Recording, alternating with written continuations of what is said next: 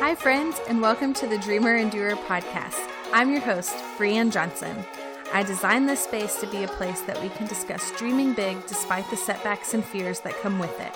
I invite you to come along this journey with me as we embrace our stories and share our journeys. So let's dream big together and get intentional about making it happen.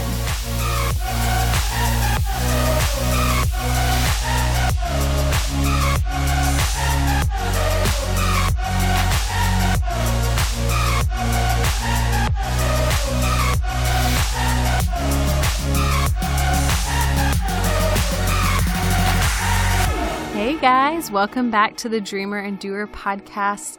I am your host, Bree Johnson, and I'm so excited to be back for another episode. Today is another episode with just me. And honestly, just like last time, I didn't really know what I was going to talk about, and then it just kind of came to me as I started speaking. And the funny thing is, I recorded that podcast, the last one I did, about facing fear, and I just remember not remembering anything I said.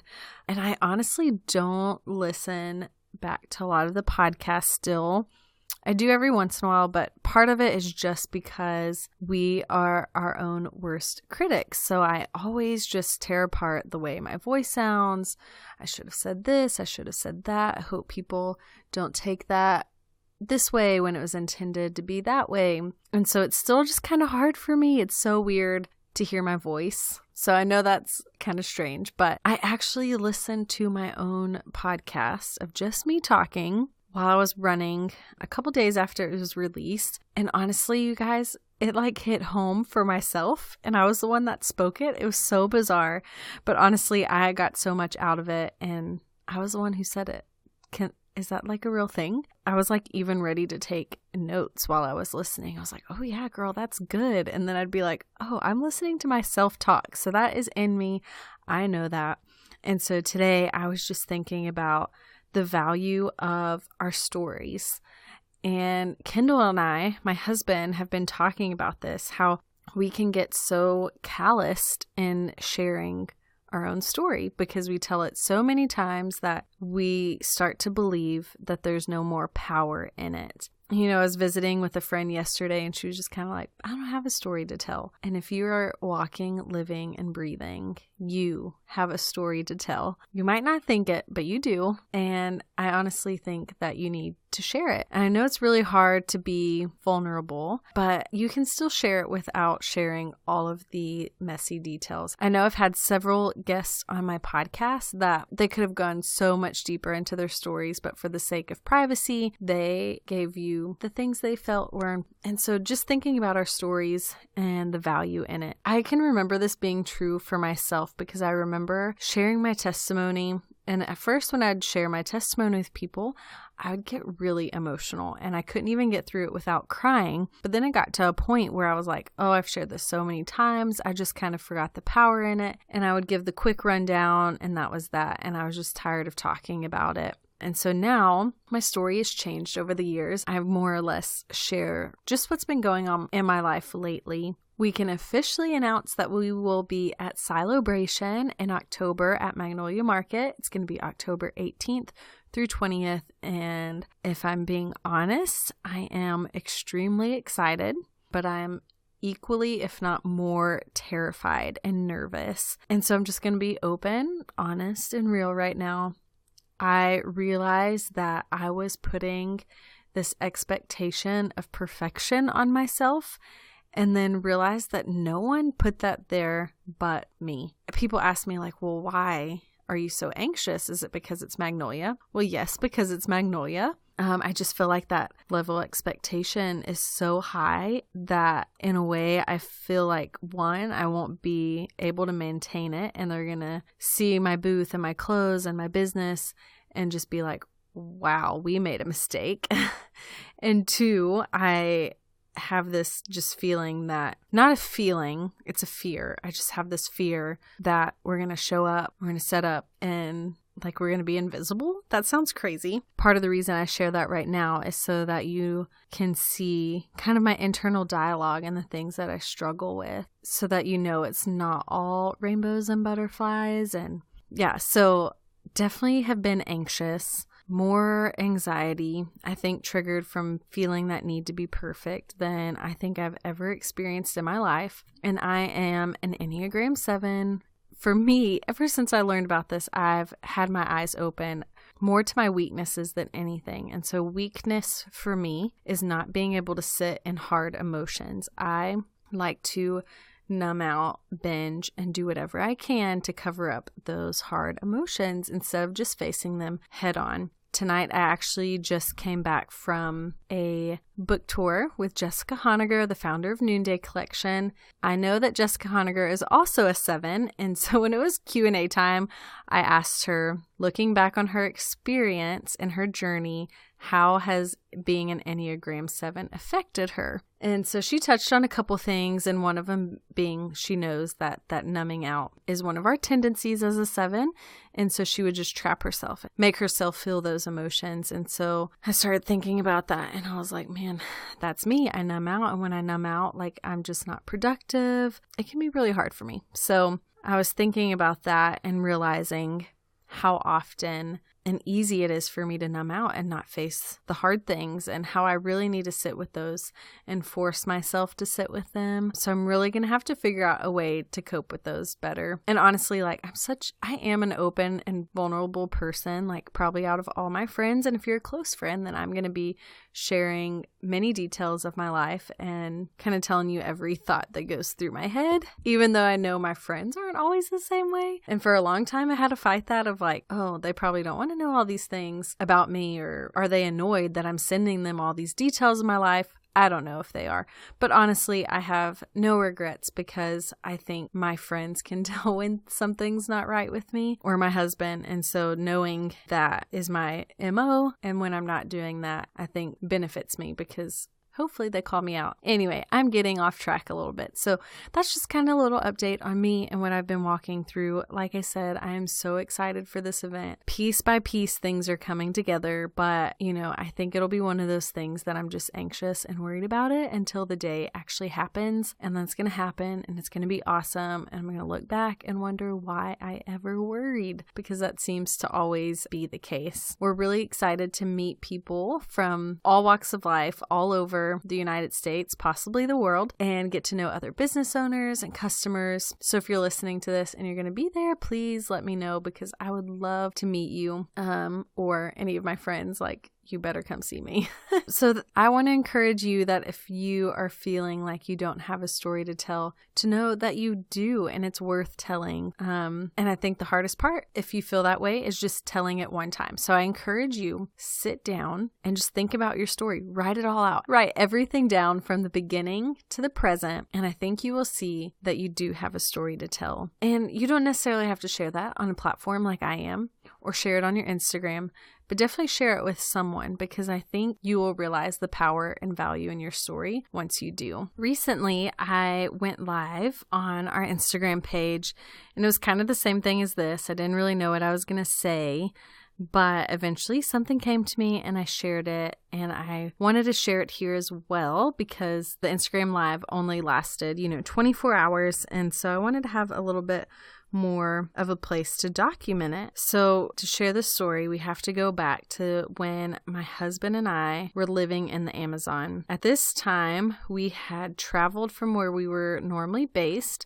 in Colombia and went to go visit some friends in Peru. These particular friends own and operate a school there, and one of the things they did for their students every semester was put on a leadership type camp. And so what that looked like is, yes, we were already in the Amazon jungle, but we went even deeper into the Amazon, where there's basically no running water, no bathrooms, no place to take a shower, no shelter, anything like that. So we went at this time to go help them with their camp and prepare, do different types of obstacles for them. During this time, each day, there was, I think, like 3 to 4 like leadership obstacle courses they would do. It was really interesting. Honestly, it's been a while, so I can't remember exactly what they were, but there were several ones we did each day, and each person was on a team. And so you stayed with those teams the whole week we were there, and the whole purpose of it was to give everyone a chance to lead, to follow, to learn how to communicate in each of those roles, and how to just work through hard things. First of all, my Spanish was not that great, so I had to work extra hard.